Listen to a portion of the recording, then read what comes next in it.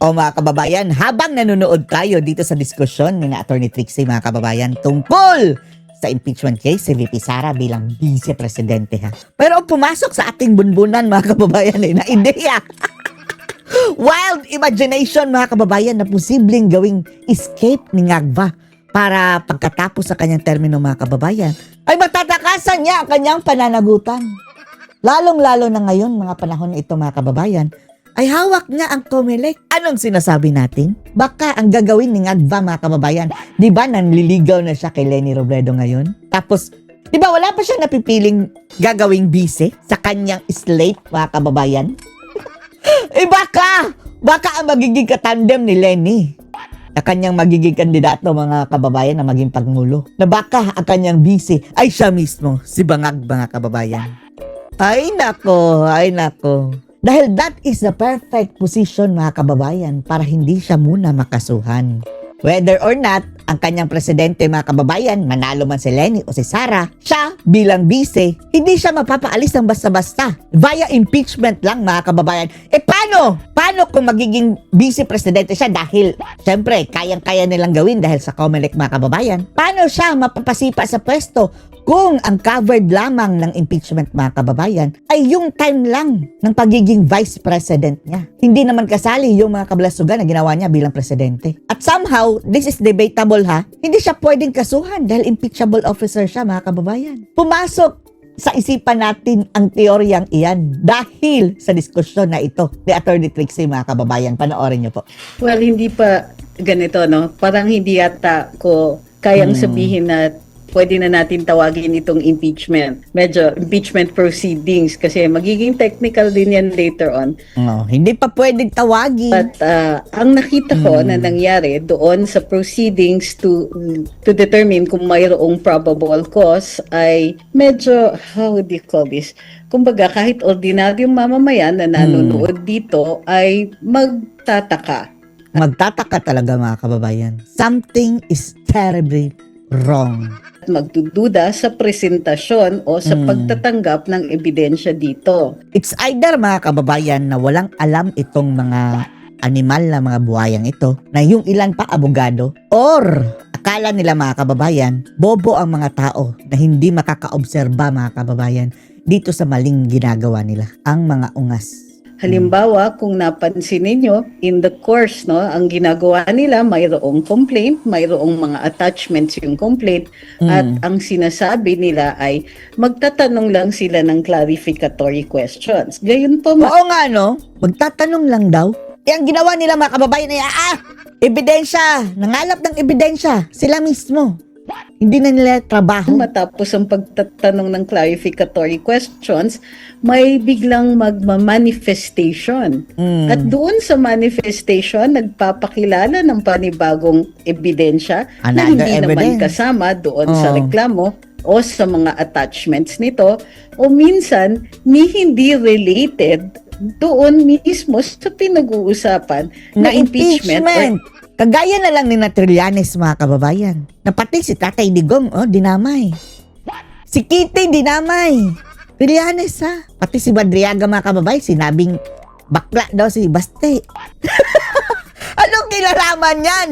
Talagang all around sarsa sila mga kababayan na i-demolish ang Duterte family. Any acts of impeachment. Bukod pa dyan, mayroong mga pinag-uusapan tungkol sa nakaraan pa na gawain di umano ng ating Vice Presidente na hindi naman sakop ng impeachment or hindi sakop ng kanyang termino bilang Vice Presidente. At delikado yan mga kababayan ha. Sana hindi ito ni Bangag mga kababayan ha marinig. Pero sasabihin na rin natin dahil sa dami ba naman nila mga kababayan na mag-isip dyan. Naisip na rin nila ito. Etong si Marcos mga kababayan. Ang analysis natin ha, mayroon siyang chance mga kababayan na tumakbo bilang Vice President. Hindi bawal Hindi bawal.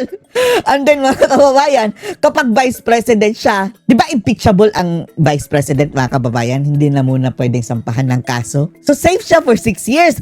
Provided ba kababayan ha, na ipipilit talaga nila at dadayain nila mga kababayan. Ipipilit nilang ipasa. Ipipilit nilang kumelected si Marcos bilang Vice President o safe siya for 6 years, mga kababayan. Dahil etong impeachment, hindi sakop yung mga kasalanang ginawa niya habang siya ay presidente. Mag-uumpisa lang yan, mga kababayan, sa panahon ng kanyang pagiging vice president. So kung wala siyang gawin, which is expert na expert siya, mga kababayan, nakatunganga lang, wala siyang pagkakasala. Walang maibabala, mga kababayan, na impeachable sa kanya. Safe si Agba! Hindi siya mai-impeach, mga kababayan, dahil ang mga kasalanan niya, nung presidente pa lang siya. Diyos ka Lord. Tapos mamaya-maya na lang niya, mga kababayan, problemahin kung afterwards, mangyayari sa kanya kung hindi na siya busy. Kaya importante sa atin, mga kababayan, na maglagay tayo ng Vice President na matibay. Well, aside sa proteksyon niya ni VP Sara, mapiprevent natin kung tatakbong Vice President yang si Bangag. Alam natin na ayon doon sa Duterte versus House of Representatives na kaso ng Korte Suprema,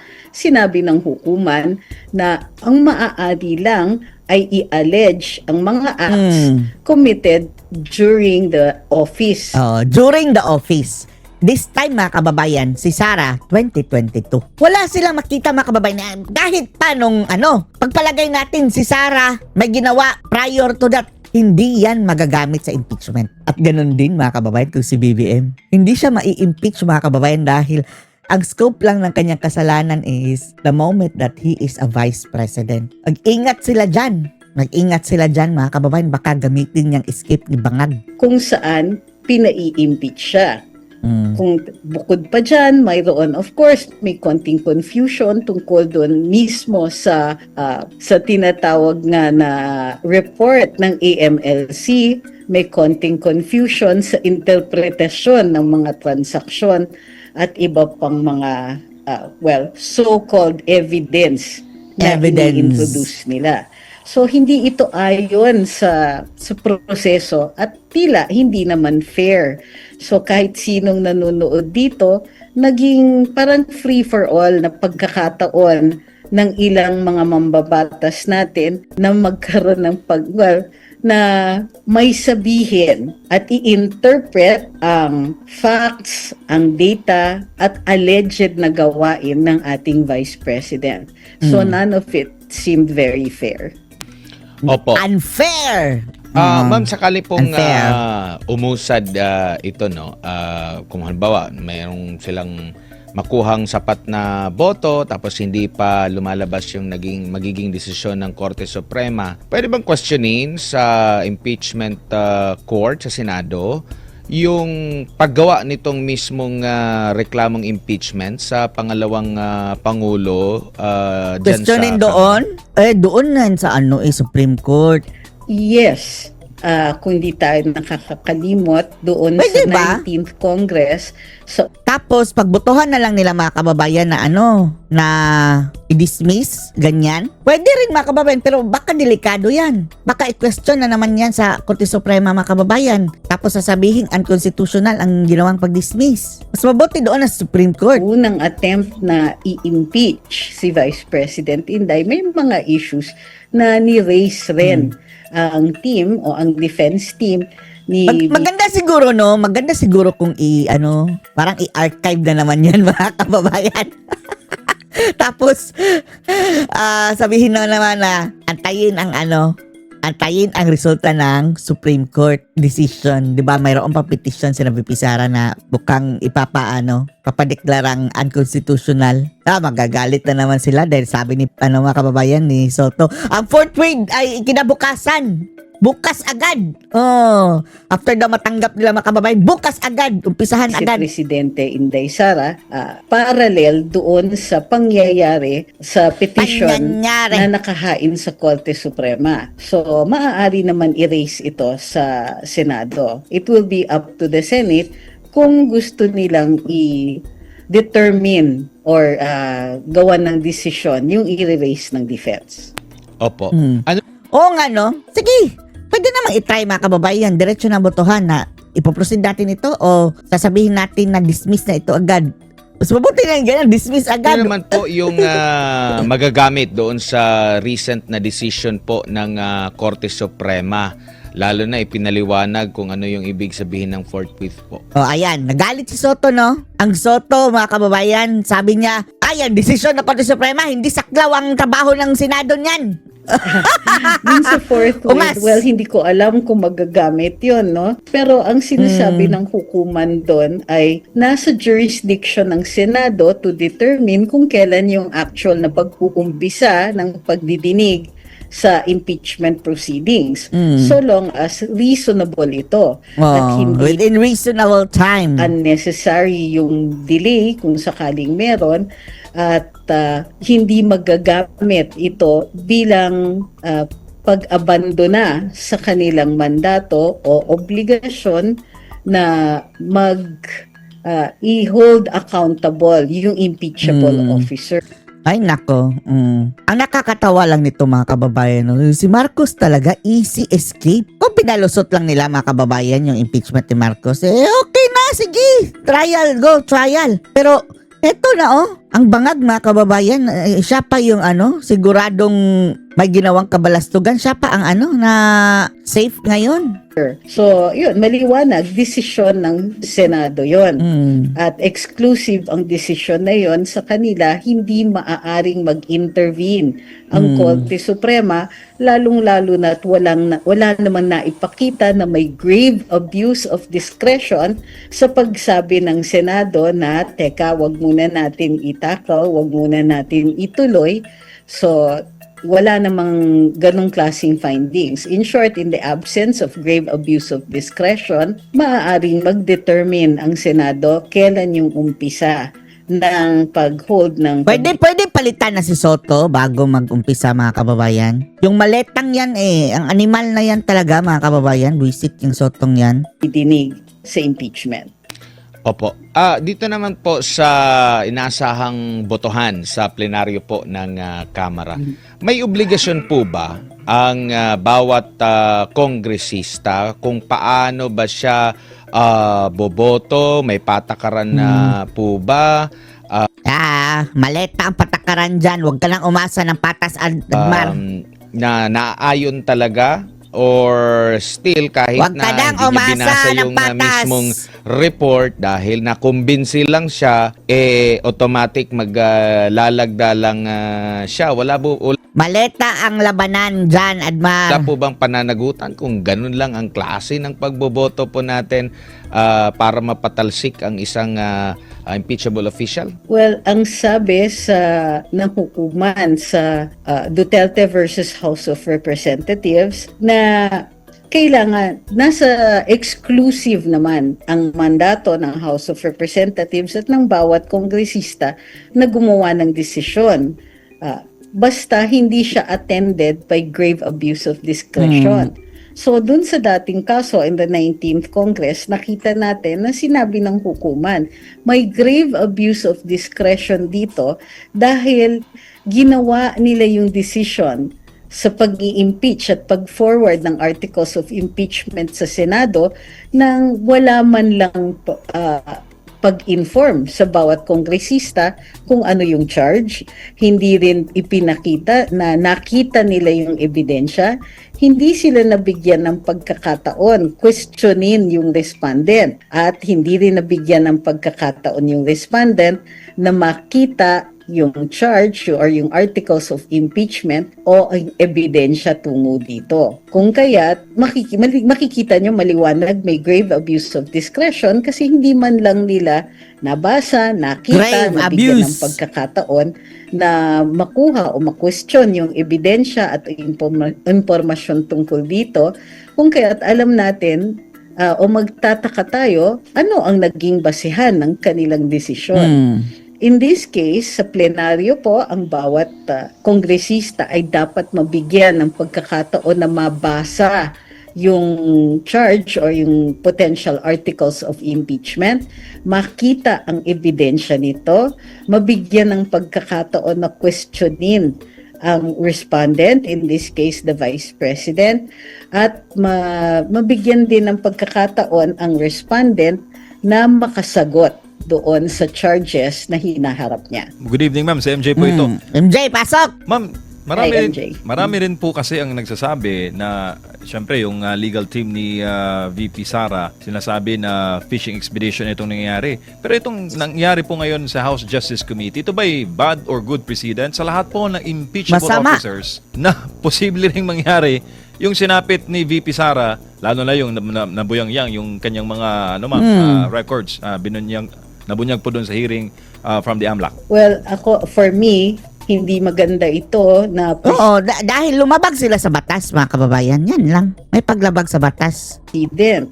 Alam niyo yung parang anecdote tungkol sa chismis, yung Chismax. pag may kinalat ka, sinaboy mo sa Hangin. hangin, o nagkalat ka ng Kalat na kasinungalingan. Expert na expert dyan ang mga kababayan. Bangag, no? Kakalat ng lies. papel na tinangay na ng hangin, hindi mo na mababalik lahat ng kinalat ninyo, lalong-lalo na kung ang pag sinaboy mo ay parang alikabok. Alikabok. So, kunin mo alikabok. Wala na. Ganun din ang reputasyon ng isang tao kapag Sirang-sira na eh. May reputasyon pa ba yan sila ng Kongreso? pinagkalat mo isang bagay na pribadong-pribado, mahirap nang ibalik ang pagkakatiwala sa kanila. Sa ating saligang batas, nakikita natin na may right to privacy ang bawat mamamayan. Hindi po naiiba ang vice-presidente, may karapatan siya sa kanyang privacy.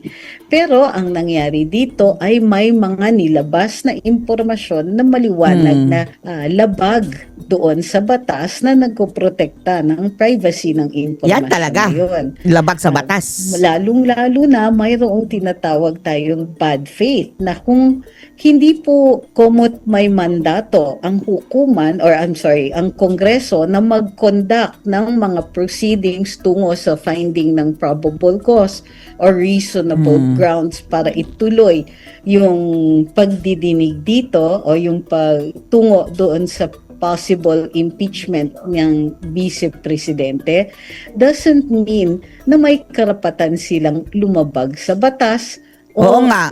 Hindi yan warrant, mga kababayan, para labagin nila ang batas. Mga hudas sila. Lumabag, gumawa ng mga paraan o kahit anong aksyon na lalabag sa karapatan ng isang tao. So in this case, violated both yung right to privacy, yung Data Privacy Act, yung Anti-Money Laundering Act, at of course yung Data kanyang privacy. mga other rights pertinent to that. Hindi lang yun, pati yung asawa niya. Mayroong mga dokumento na inilahad at kinumentuhan pa.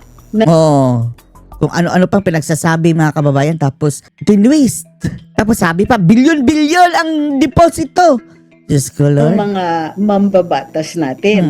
Siguro hindi ganon ka bad faith, kumbaga, ang makikita natin. Bad faith and bad face pa, mga kababayan.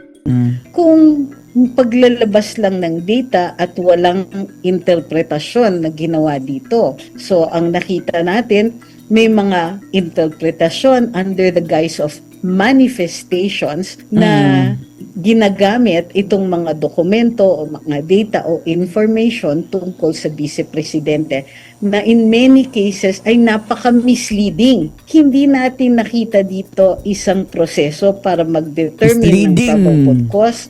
Ang nakita natin dito ay yung outright character assassination ng ating vice-presidente who is protected like any other citizen dito sa bansa. Tama.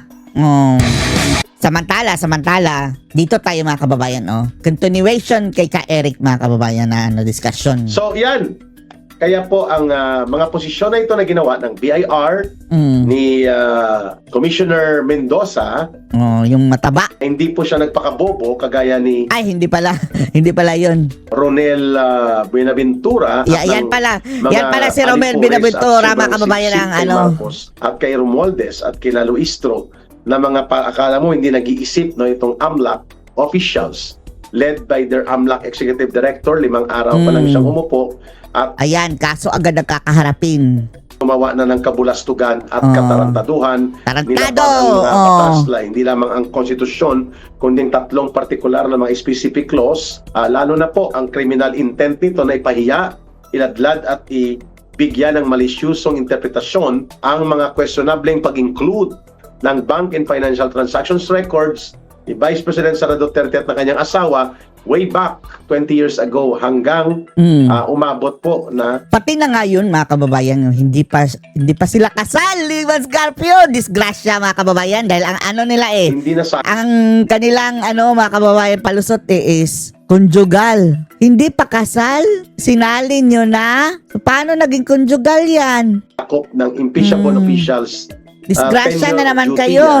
Ang mga taon 2006 hanggang 2021 ay ipinilit pa rin po ang pangbabastos, ang pangbabalahura. Pambabahura. Kaya dumulong sa korte, Pambabastos. nagfile ng kasong kriminal Tapos ang sabi ni Percival mga kababayan, bakit kami lang? si Attorney Manscarpio. At ang kinahinatnan po ay natakot at nag-alangan ang mga abusado na mga sumbi. Zombie! Ni Marcos, sumbi talaga. Mga zombie!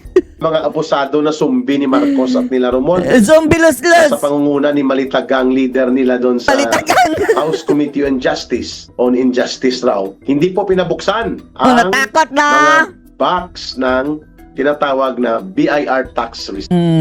So paano na yan? Nagsampina na sila mga kababayan tapos ayaw palang buksan. Mga gunggong! Ayan, no? Mm. Kita po natin, at dahil nga po may nauna ng pangyayari sa kabulastugan at katarantaduhan Kabalastugan AMLAC at or katarantaduhan. Anti-Money Laundering Council at ng kanilang officials, Yung mataba. Diretso sa- nagkonsintihan po sila, Selda nakipagkuntabahan yan. sila nila Luistro Doon na siya papayat mga kababayan. Yung at ubis. ilang mga alipores dyan ng sindikato ni Marcos at Romualdez The Alipores. sa House of Representatives, hindi po pinayagan ng BIR na gano'n ang pagtrato sa mga sensitibo at mga pribado at confidential na internal revenue tax receipts na ginawa po ng BIR na nag-warning siya. Na only in those instances, sa loob ng executive session, pwede siguro ninyong tingnan. Ibig sabihin po, closed door yon at may confidentiality pa rin.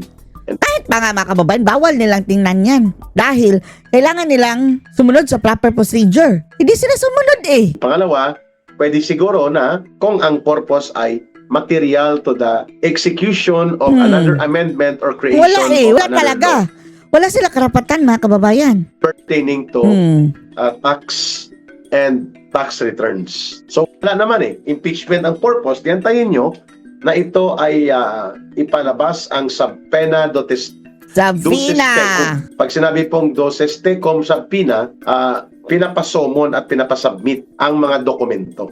Yan pong pagkakahulugan ng subpoena doces tecum. Ang isa naman po ay ang subpoena ad testificandum. Ikaw naman ay minamanduan na magtestigo. So, hindi nagtagumpay po ang maitim na budhi na balak, maitim na budhi ng mga alipores sa House Committee on Injustice. Kaya ang pumapor lang po dito ay ang Kamatayan Black. Ito po yung Communist Party, New People's Army, NDF, mga urban terrorist promoters and connectors and infiltrators na nagmamaskara na kunwari party list. Sila po yung bumoto na pabor sa pagbubukas ng box, 3 sila, at pati po itong Bayad Group, no? Nila Dilima, nila Trillanes, nila Jokno. Pero 38-6 po ang botohan kaya hindi nabuksan. Nakadeposito lang ang box of tax receipts, documents, and other related pertinent documents. Hindi po nabuksan on the floor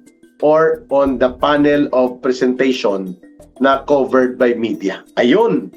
So, siguro, sa tingin ko, 3 bagay ang nagpabahag ng buntot nila. Number 1, bumahag po ang buntot ng House Committee on Injustice, majority of them, sapagkat alam nila na may criminal silang pananagutan. They have a criminal accountability, kagaya ng nangyari nila na dahil sa kanilang pagiging abusado at pagiging hambog sa kapangyarihan, nilabag nila yung mga financial and bank transactions, confidential and private records ni Vice President Sara Duterte at ng kanyang asawa, at ang malala pa, hindi sakop ng impeachable years ngayon bilang Vice President. 19 years ang kanilang binaktrack para ipakita lang na may bilyones na transaksyon di umano sa mga bank accounts ni Sara Duterte at ng kanyang asawa. Eh walang court order yon. Malinaw yan na paglabag sa Anti-Money Laundering Act, sa Bank Secrecy Law. Ayun, hindi na nila inulit. Dito po sa diskarte nila patungkol sa sinasabi nilang mga tax receipts. Pero expected naman po natin na ang grupo ng mga hilaw na komunista, ang Akbayad o Akbay Dalabayad, Akbay Dalabayad, yan ang grupo ni Hontiveros. Tapos kasama nila na nagtutulak na buksan ng box dahil hawak na nila ang beat ay ang kamatayan party list ng CPP, NPA, NDF. Number 1, ang Alliance of Communist Teachers. Nagre-recruit ng kabataang mga guro upang gawing corn beef doon sa mga NPA area at saka mag-rally.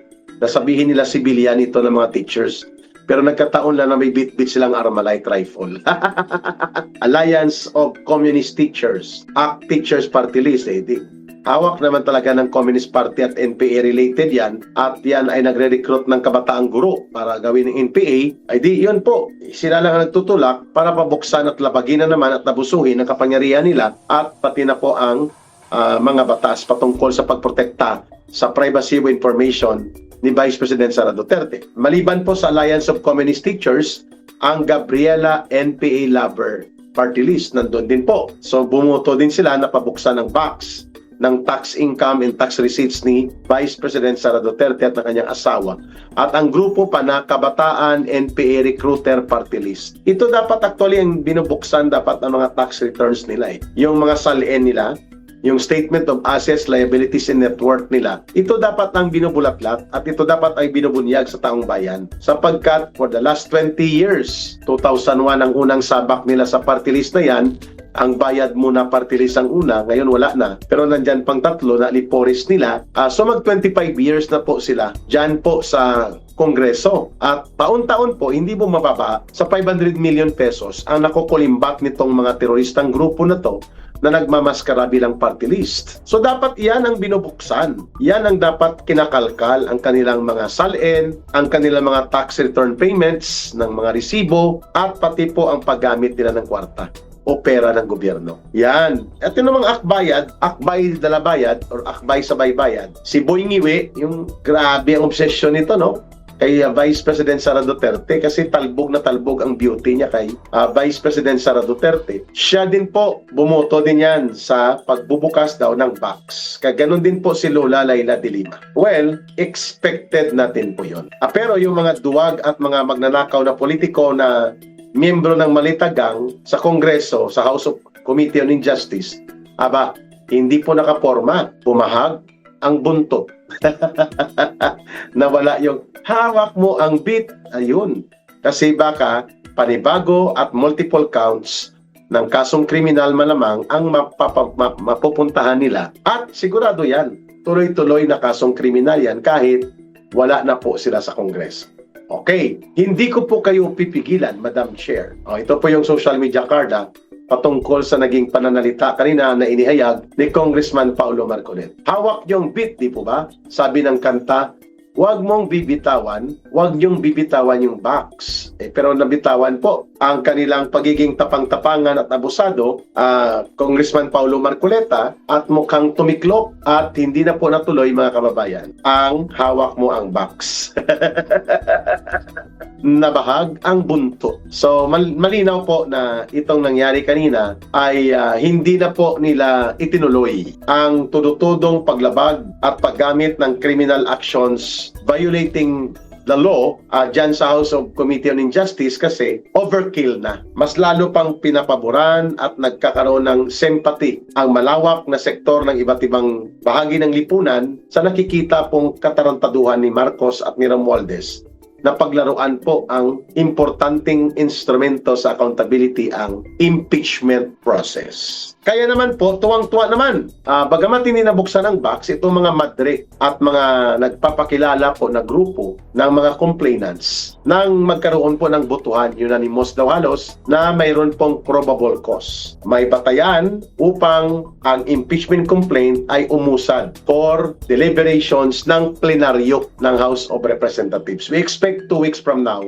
makukumpleto na yan nila ang kanilang tinatawag na committee report. At nandun po yung attachment, at bibigyan nila ng kopya ang bawat miyembro ng House of Representatives at doon itatakda ang plenary debate and presentation. At pagbubutuhan yan sa plenaryo. Pag sinabing plenaryo, iyan po ang kapulungan na. So they need itong sila Marcos, sila Romualdez, 107. Mukhang nag-head count na kanina si Sandro, mukhang si Charis, Pimpenko, Marcos. Kaya tinatawag siya ni Atty. Harry Roque na Charis. So si Sandro Marcos po ay nag-head count na kasi kung 1 week or 2 weeks from now, within the middle of the month of May, ay magkakaroon po ng deliberation and plenary debate and approval at the plenary session itong ginawang chop suey at pansit canton na uri ng impeachment report na isusumite nila Luistro. We expect na makukuha din nila ang 107 or more na boto ng mga buhayang politiko na nag-aantay na sumahot ng panibagong panunuhol. Ayuda, insertions, hindi po nawala ang mga ito. Nagbabago na ng technique, hindi lang masyadong garapal, pa isa-isa, pa unti-unti, pero tuloy-tuloy na bumababa po ang kasindikatuhan na ito. So yun. So pagkatapos po ng deliberation yan, bawat isa ay bibigyan ng pagkakataon na magsalita. For example, 5 minutes ang iyong time to explain ng boto mo. Yes or no. Dito po sa pagbubuo ng articles of impeachment to be transmitted to the Senate. So 107 po, no? At pag nakompleto nila ang 107 votes ng mga kongresistang kasabwat sa sindikato ni Marcos at Romualdez, pwede na pong magsagawa ng transmittal order and notice of transmittal sa Senado. At doon na mag-operationalize ang forthwith. Depende sa Senado kung ano ang kalendar of priority and ano ang interpretation nila sa pagiging impeachment court nila. The days, the dates, the schedule, exclusive sa kanila yan.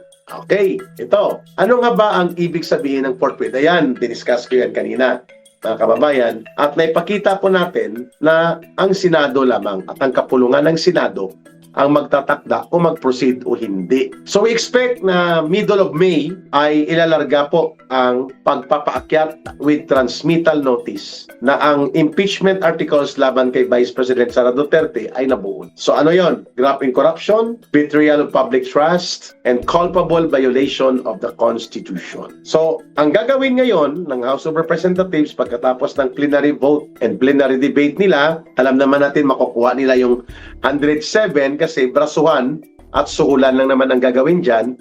They're not making decisions out of reason and out of rationality and objective purpose. Para kunwari na tama at mayroong makatotohanang batayan na ipaakyat ang articles of impeachment. When the plenary votes with 1/3 of the Congress members ng House of Representatives, ang magsasabi po na si Sara Duterte ay may pananagutan na dapat gawin at ito ay dapat magkaroon ng trial sa Senado, mga kababayan, yan ba ay matatawag ng na-impeached si Sara Duterte? Yes, na-impeach po siya sa House of Representatives. Pero hindi po siya na-convict pa, ay may trial pa po. Magkakaroon pa ng proseso ng parang korte na tatawagin po ito na impeachment court. Pero pwede na habang nakabinbin ang usapin, kung i-convene at itutulak ang impeachment court, ay depende po yan sa magiging paninindigan ng Senado kung aantayin ba nila at they're going to extend due courtesy to the Supreme Court patungkol sa pending issue na idinulog po ni Vice President Sara Duterte doon sa grave abuse of discretion and grave abuse of authority amounting to lack of authority. Yun po ay nakapending. Hindi pa po yata naihabol ang amendment doon sa certiorari hinggil po sa paggamit ng mga paglabag at mga gawaing kriminal na nang babaluktot ng mga batas kagaya ng Anti-Money Laundering Act, binaluktot din pong Bank Secrecy Law at ang Data Privacy Protection Act. Depende sa Korte Suprema kung ihahabol din nila na bago magsimula ang impeachment court o bago magkaroon ng trial ay magkaroon na sila ng paghahatol at desisyon hinggil po sa impeachment question which are now primarily na ibinalik muli sa Korte Suprema kung ito ba ay pagbibigyan o hindi. Ayan. So pwede na po nating tanggalin itong ating social media card and si Ka Eric po mag-wrap up na ng mga major points of discussion. Number one, si Sara Duterte po ay hindi pa nai-impeach. Siya po ay submitted na ang kanyang kaso na niluto at ginawang chapsoy at pansit canton ni malitagang leader Luistro, at kailangan pa nilang idaan sa mga 1 linggo o 2 linggo pa bago magkaroon ng botohan. At yan naman ang abangan natin kung saan kailangan po 1/3 ang magboboto na makakakuha ng yes. Dapat ipakonvict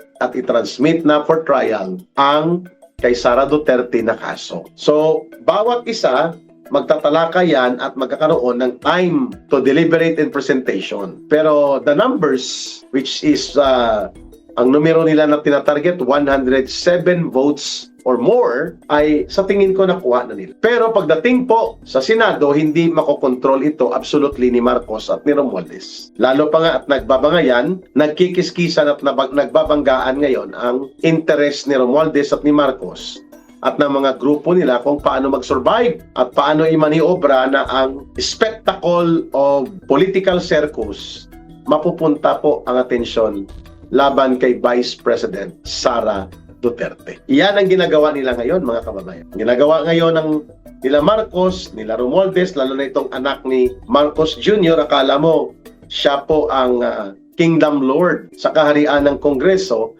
Nagmamaniobra na po sila na makakakuha sila muna ng mga senador na maninindigan bilang sponsor tirador nila sa Senado laban kay Vice President Sara Duterte. Sapagkat sa trial o sa impeachment court, kapag nabuo ito ng Senado, obligado na si Vice President Sara Duterte na umarap doon kasi ipapatawag siya ng Senado at pwede rin naman na hindi regular na nandun siya, pero ang kanyang legal defense team will now form part of the trial procedure requirements na dapat nandun sila. At nandun din po ang impeachment team of prosecutors na ang atat na kunwari ay magaling ang kanyang pagtingin sa sarili niya at doon siya mag-passion show itong si malitagang leader Luistro.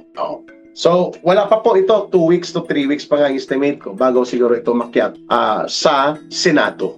At malinaw naman na tiniming din po ng Korte Suprema ang sinasabi nila, hindi agad-agad o hindi instant noodles type na kapag nilagyan mo na ng mainit na tubig, buksan mo, kainin mo na. That's not the way forthwith is being interpreted by the Supreme Court. At ang forthwith, sabi nila, ay nakatakda at nakabatay sa desisyon ng kapulungan ng Senado at sila lang ang magsasabi anong kalendaryo nila, anong petsa gagawin nila, depende sa kanilang desisyon bilang kapulungan. Ayun. So mga kababayan, yan muna ang pananaw natin. Pagdating sa Senado, it's a different ball game sapagkat nandun na po ang mga abogado ni Vice President Sara Duterte represented by Fortune and Narbasa Law and Partners. Wow, mabigat ha? At doon sa Senado, may mga matitinong mga senador pa na naiiwan doon na hindi kayang takot-takutin at imanipula ang kanilang political positioning sapagkat the impeachment trial and the impeachment court, these are all mainly political in nature. Pag sinabing political, hindi po yan nakatali sa batas. Pero dapat sumusunod sa batas. Mayroon pong sariling kakayahan at mayroong sariling definition po ng pagiging quasi-political, quasi-civil, quasi-judicial. Pag sinabing quasi, ay parang korte din sila at parang sila din po ay mayroong political at mayroong legal na mga ginagawa pero mainly political po ang process. Dahil ang target nito ay tanggalin sa kapangyarihan ang Vice President at hindi na siya makakatakbo pa sa anumang government position o ma-appoint kapag siya ay na-convict sa Senado. Yan ang ating aabangan sapagkat right now ang projections, I have seen Senator Marcoleta, sinasabi niya na ang kanyang projection mga 6 lang or 7 ang mga solid, rapid, naglalaway-laway na hatawin at latiguhin si Vice President Sara Duterte sa Senado. Number 1 dyan, si Risa Libreng Mangarap Hontivirus. Sabi niya, matagal ko nang pinag-iisipan Kaya ko namang tanggapin ang hamon ng mamamayan na maging presidente ako. Utot! Kaya mong tugunan ng hamon. Hindi. Gusto mo talaga yon. Yun talaga ang ambisyon mo. Kaya feelingira ka, pating tulog na bata sa ospital, at walang kamalay-malay, pakaway-kaway kapag nag-i-interact ka doon sa batang pasyente. I think, Children's Hospital. Kulang na lang itong si Risa Hontiveros ay maglaro ng Jolene sa gitna ng EDSA na naka two-piece bikini. Or naka two-piece, tawag nito? Na pang beach attire sa gitna ng EDSA para lang mapansin. Isa yan, si Kiko Sharon Cuneta Pangilinan. Si Sharon Cuneta, tuloy na damay pa. Si Kiko Pangilinan. Ayan, mga atat na atat yan. Tito Soto. No? Minsan tawag sa kanya si Tota Soto. Sila po yung mga rabid o naglalaway-laway, parang mga asong ulol na talagang gustong hatawin si Vice President Sara Duterte, but they need 16 senators at the Senate as acting as impeachment court judges. They need 16 para po mapakonvict si Sara Duterte. Mukhang malabo, sabi ng mga senador, baka 6 lang, 7. Kaya nga nila gusto ipakulong si Chis Escudero, si Jingo Estrada at si Joel Villanueva. But they can still vote. Sakali mang mangyari po yan, they can still vote. Pero mukhang malabo na makuha pa rin ang 16 senators to vote yes for the conviction on charges of complaints of impeachment violations sa konstitusyon si Sara Duterte. Mananatili po siyang Vice President. All the circus and all the spectacles na ginamit po sa House Committee on Injustice at sa House of Representatives, bahagi po ito ng malaking disenyo na hindi man mapapakonvict at hindi man mapatanggal ng sigurado si Vice President Sara Duterte that will render her to be disqualified forever na tumakbo at maging bahagi pa o maging kandidato pa sa anumang elective positions. So kung hindi man nila makuha yan, at least tinapunan nila ng tuni-tuniladang putik ng pagpapahiya, pangiinsulto at pangbabasto si Sara Duterte.